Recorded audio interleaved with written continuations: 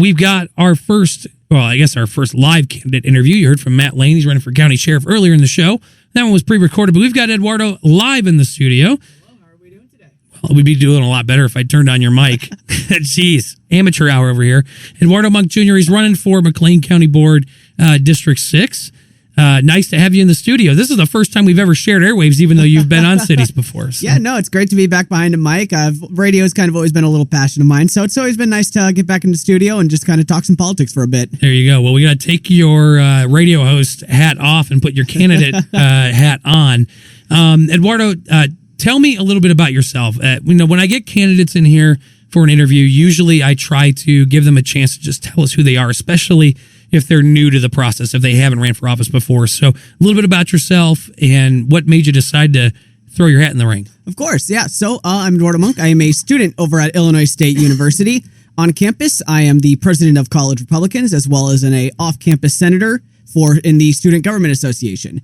And really, what decided to bring me into the county board race is when this opportunity came across my table. I knew I had to take it for two main reasons. First off, the student representation side of it. Students, when we're here in McLean County, we take up about 16% of the population of McLean. So to ensure we have some proper representation, we having students run and be involved in our local government and involved in the local decision making is something that's really important to me. As students, we face a whole lot of unique issues that are just unique to our living experiences. And there's also this factor too that I'm noticing with students is that this is kind of the first time in our lives we are realizing how much of an impact solid governance has on our life. Is that students, when rent and living costs go up, when grocery store and food's harder to buy, when gas prices go up and it's harder to travel to campus, all these decisions that are affected by our local government, by our county government, has a really massive effect on students. So to make sure that there's somebody in there, in our local government, making sure a voice advocating for students and the issues that they care most about is something that's really deeply passionate to me. And then the second reason is because this is just my chance that I get to be a politician who isn't a scumbag.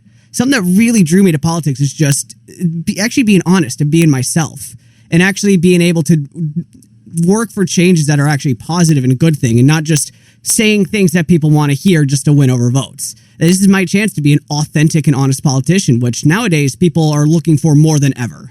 No, those two words are those are oxymorons to me.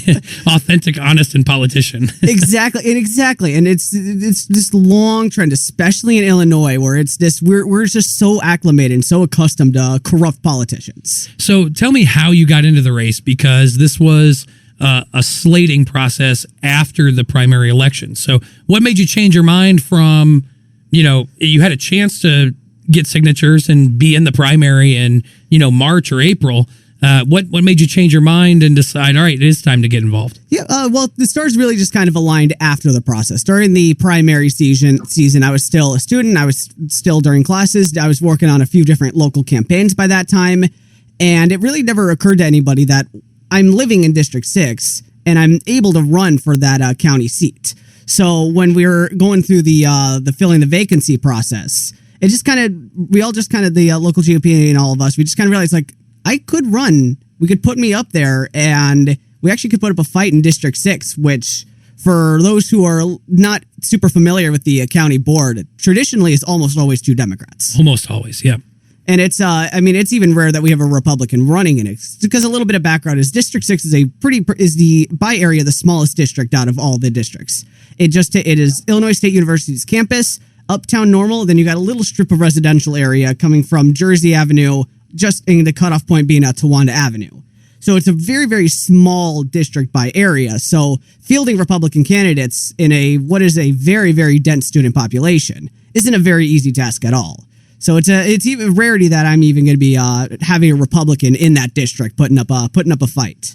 So we're talking with Eduardo Monk Jr. He's running for McLean County Board in District 6. Eduardo, I want to know what issues you care most about before I start talking about policy issues that I've talked with other candidates. So what's your platform? What do you want to accomplish on the county board in McLean County? Yeah, so there's two main pillars that I'm really running on. Three but I've already gone over the student representation side of it. The other two pillars I'm running on is both the economy and public safety. These are the two top issues on the top of everybody's minds this election cycle.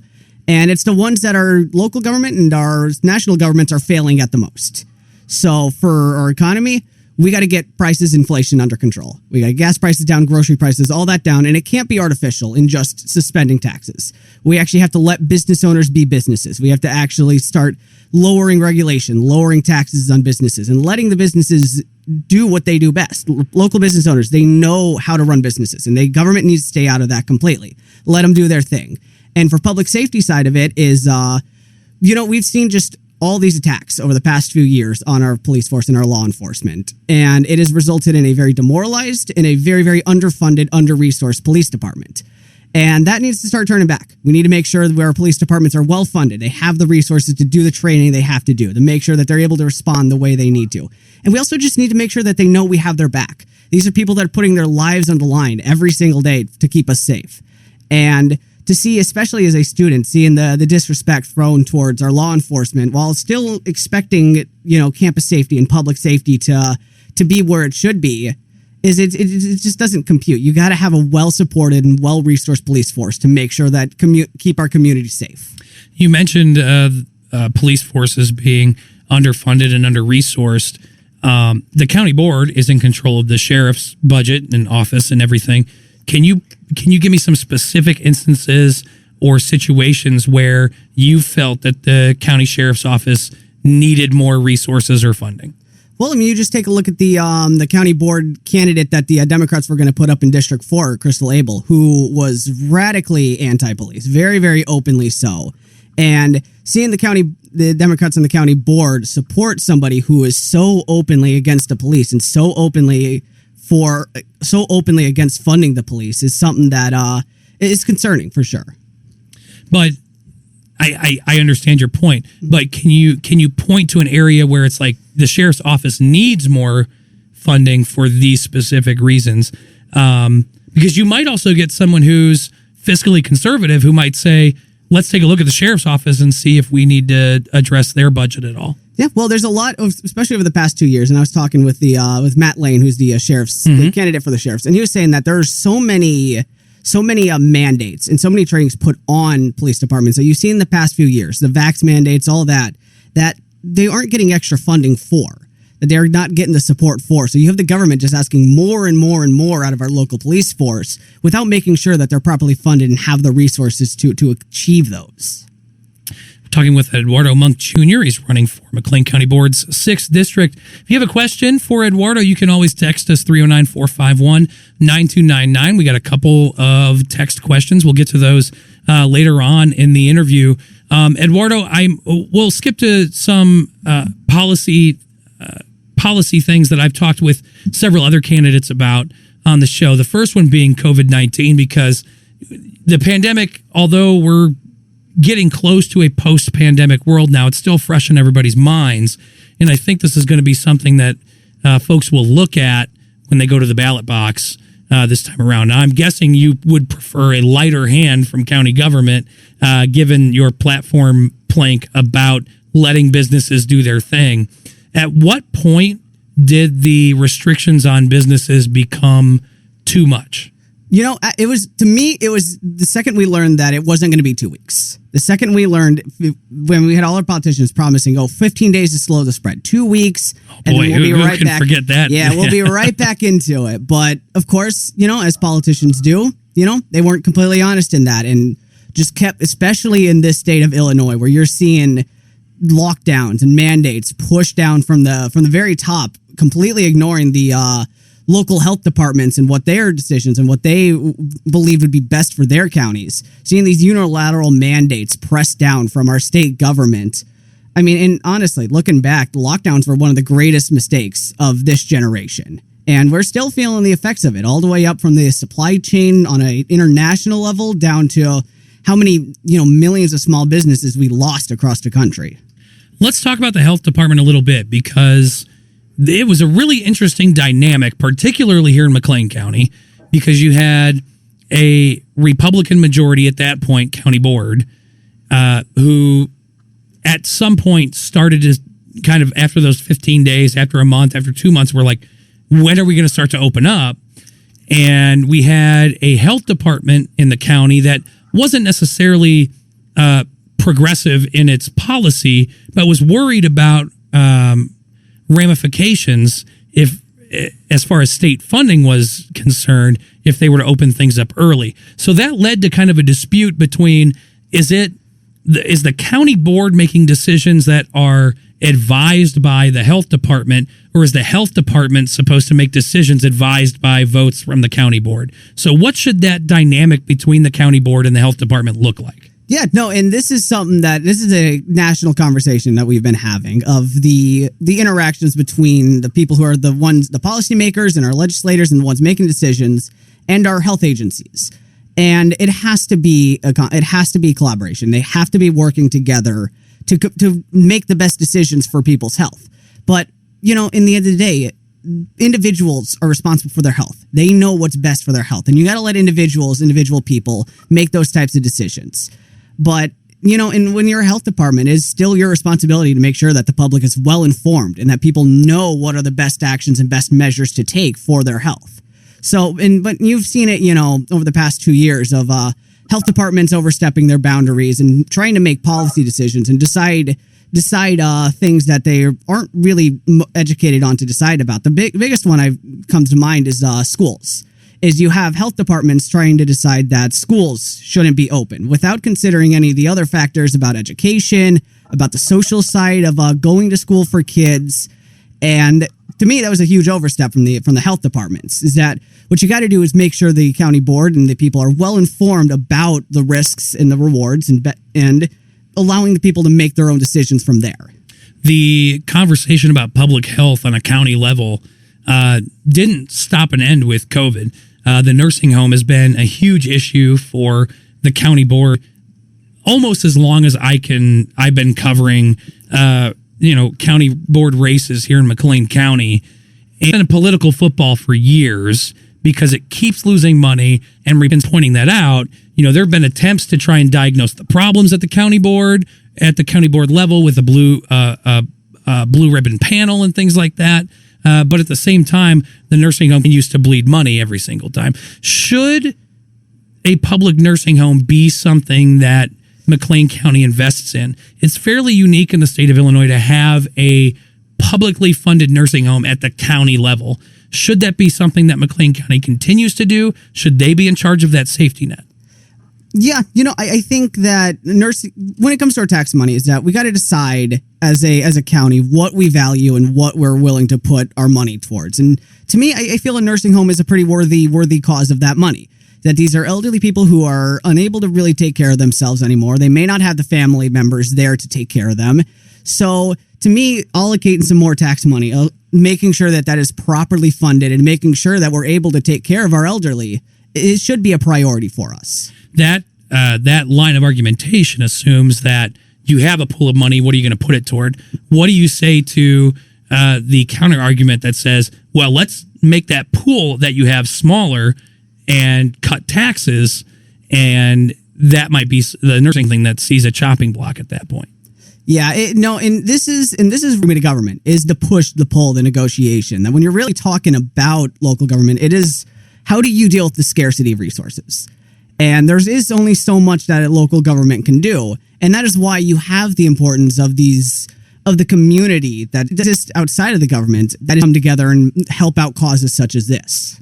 Talking with Eduardo Monk Jr. He's running for McLean Board in the 6th District. Again, contains a lot of Illinois State University and then a little bit of the town area. We'll ask you some questions about students specifically later in politics of this race. But I want to touch on a few other policy issues, Eduardo. One of them being wind and solar controversy several times over and over and over again on the county board about solar farms, wind farms type of thing. And the county board allowing essentially zone a lot of back from rural populations. They don't want that type of infrastructure in their area. Where does the property rights argument lie for you? Is it if these people lease or purchase if these companies lease or purchase the land and they want to use it or should the surrounding residents in these rural communities have a say, even though it's not something that's going up on their specific property? Yeah, no, I've always been a big defender of property rights, is that if you have earned the money to purchase a plot of land and you own it, you have the right to do what you will with that, as long as it isn't, destroying the rest of the property around it. Now, the question of solar and wind energy and investing in green energy is something that should be a priority. We should be opting towards trying to move away from fossil fuels as much as we can, but it really is a very, very far off reality of being able to go completely on solar and wind. It just isn't viable as a energy source for the type of energy output that we have nowadays. So we still have to have reliance on fossil fuels. But on the question of property, that to me, what I'm opting for is allowing the property to do what they will with their own property. Of course, if they want to do the wind and solar on their own property, awesome. We should support that in any way we can. But we also shouldn't be knocking down people's doors trying to get them to build wind turbines on their plot of land that they don't want to have. Finally, I want to talk about economic development a little bit. This is something that the board has continued to wrestle with, particularly over the last decade or so. We've seen an uptick of conversation surrounding it. So what are your thoughts on giving new businesses tax breaks, other incentives to move into McLean County? What should those incentives look like? What sort of stipulations should be on them, if you're in favor of them at all? Yeah, no, in McLean County, this is one of the more business-friendly counties in the state. We've been able to bring in, attract so many small businesses to, multinational corporations like Rivian. And one of my big priorities is that we got to keep treating these businesses right. We got to keep making sure that they're able to produce goods or produce services that people are able to take advantage of. And we also have to show that to other businesses outside the county that we're going to treat the businesses right when they come in. We're not going to burden them with unnecessary regulation. We're not going to keep rising taxes on them. They come in here, we're going to treat them right. We're going to help them out as much as we can with those tax breaks. So what is the line then between an incentive package and corporate welfare? Where do we find that? Where does that middle ground exist? And when does that line get crossed? Yeah, and to me, it really is coming down to supporting the small businesses. The small businesses and those independents of the mom and pop shops, those are the core and the heart of an economy. And those are what we should be supporting more. And we shouldn't be giving, tax breaks to massive chains to get them to come into McLean County. We should be giving those tax breaks to those tiny little restaurants down through uptown Normal. That's Eduardo Monk Jr. He's running for McLean County Board's 6th District. Eduardo, stick around through the break. We'll talk a little bit of politics and what District 6 could be in store for coming in November. That's coming up on the other end of the break. This is the News and Talk of Bloomington Normal, Cities 92.9. From City Hall to Springfield and everything in between. Here's Steve Cease on Cities 92.9.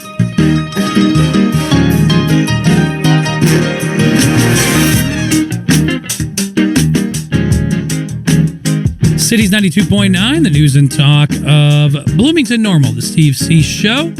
And we're continuing our conversation with Eduardo Monk Jr. He's running for McLean County Board's 6th District. Eduardo, we've got a question from a texter here from the 309. Thanks again for all the text questions. This person says, county board seat you're seeking includes Illinois State University, which has many students, including yourself. Some people who are against wards in Normal have publicly said students being on the town council is a bad thing. Do you as a student living in Normal, what do you say to people who have said that students being on boards and forms of government are an overall negative to the political process? Yeah, and it's an angle I can definitely understand. It's that, you thinking of students is that we're still learning, that there's still so much ahead of us. But, as students, we face, as I mentioned before, is that we have such a unique set of issues that we're facing. Is that it's such a balancing act for students of having classes, dealing with the tenant firms, you're dealing with just trying to keep food on the table for yourself. And there's so many issues with students that it deserves to have its own place in government. For sure. And I mean, especially when you look at the percentage of the population that students are a part of, certainly I would agree with that same argument that students deserve a spot on the county board, on the town council in Normal. There probably should be a Wesleyan student on the Bloomington City Council. But what do you say to the logistical arguments of, we've seen students on these boards and councils in the past, and when they resign, it becomes a headache because they graduate, they get a job somewhere else, and then all of a sudden, you've got to try and figure out an appointee, and it's very rare that a student serves their entire term. Yeah, and and to me, what that comes down to is making sure that you have a robust political environment on campus, and that's something that I'm really working towards on campus as president of College Republicans. Is that to make sure that there are people who are involved and people who are passionate about making sure that students' lives are easier through politics, and that comes through having those opportunities available to them on campus. That making sure that you can have someone just always up, always there, always working towards something new. So to me, the logistics are more secondary than anything else. That, especially with a lot of students you see, is that many of them usually run as activists. They're trying to run on more activist issues like banning guns and abortion, and it's things that the county board isn't going to do. Exactly. Yeah. So making sure that you have students who know what they're doing, know that the county board's a very administrative position that deals with the very, very nitty gritty of our everyday lives. And making sure that you have those common sense, reasonable people getting in there.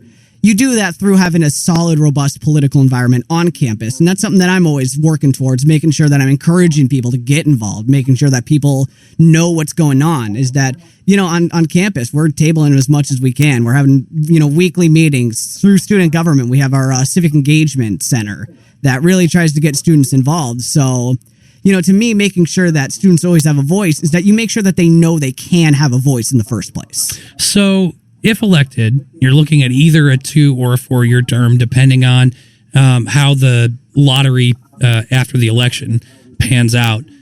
Would you today guarantee that you'll stick through an entire 2 or 4-year term? For 2 years, absolutely, because I'm still only a junior. Okay. So I still have 2 years left in my education to complete my term. With 4 years, it gets a little bit trickier because, in all honesty, as a student, your life can change so quickly that in 2 years, I have no idea what I'll be doing. But if I was selected for a 4-year term, I'd hope that I'd be able to work it all the way through. You mentioned, tabling and some of those other things.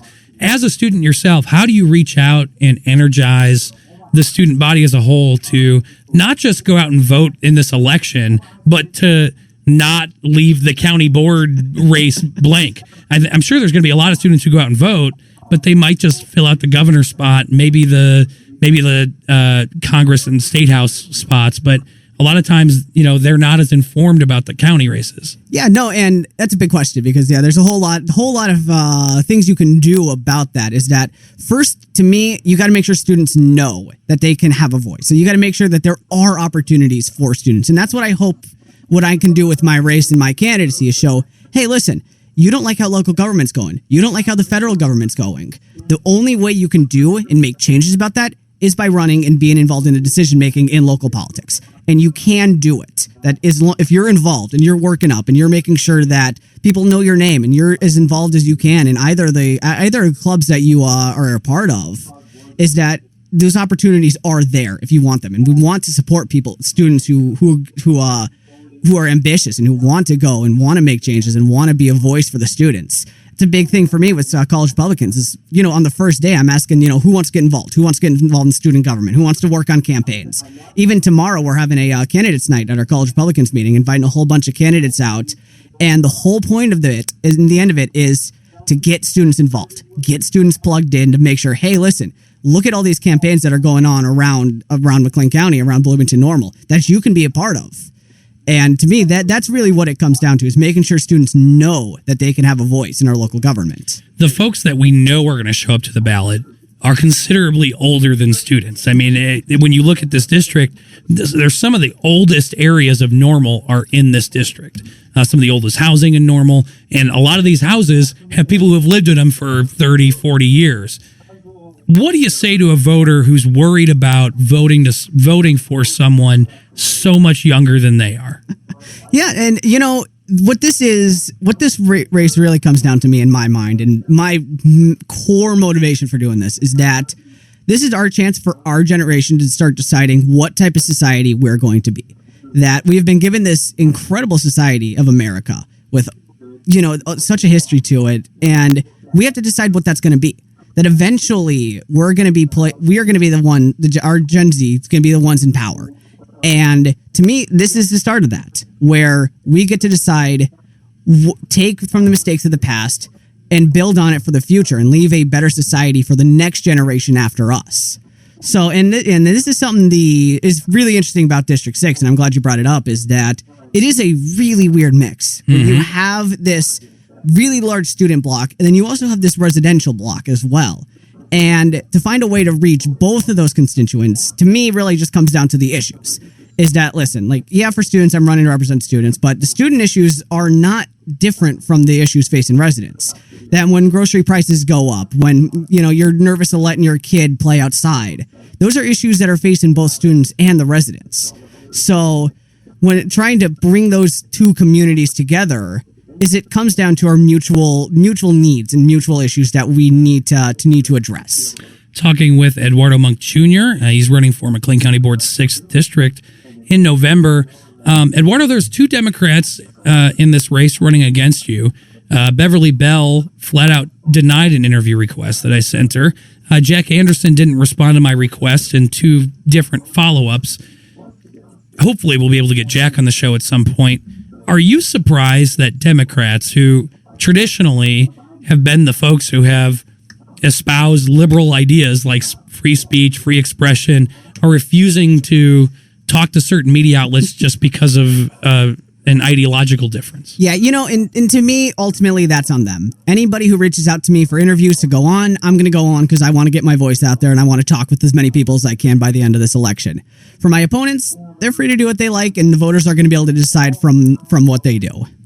One of your opponents, Jack Anderson, is also a student at ISU. I'm curious if you've known him, have you had any interactions with him, what your thoughts are, that type of thing. Yeah, no, I have interacted with him. He's a very, very pleasant person. Very, very, very kind. He's a solid dude. I definitely like him.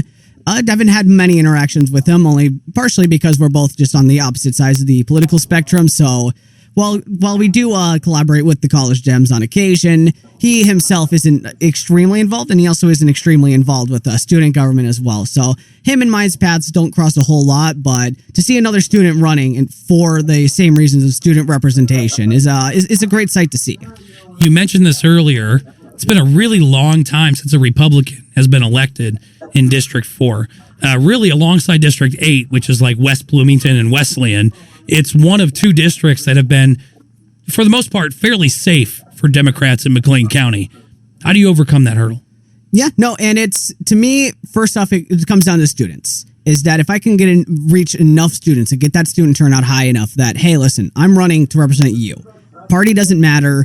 We need to get down to the issues that really matter here, because the people in power, they don't even recognize that these are problems for us. And to me, so that's on the student side. And then for residents, is that there are definitely a whole lot of Republicans out there that usually don't have somebody to rally behind and get behind in District 6. Mm-hmm. So to finally have someone, and that's on me to get out there and put my name out there as much as I can, knock on as many doors, talk with as many people that, hey, listen, there is a Republican candidate. He is a strong conservative candidate who is going to be able to fight for you here in this district. So, and I'm glad you brought it, because the stakes of this race are almost, you could argue, is the county board. Because, we're at a clean 10-10 split right now. If we could swipe away one of these seats that is almost always blue, flip that red, that could all but secure the county board for Republicans. It most certainly would. Eduardo Monk Jr. running for McLean County Board's 6th District. Eduardo, thanks for coming in, man. Yeah, thank you so much.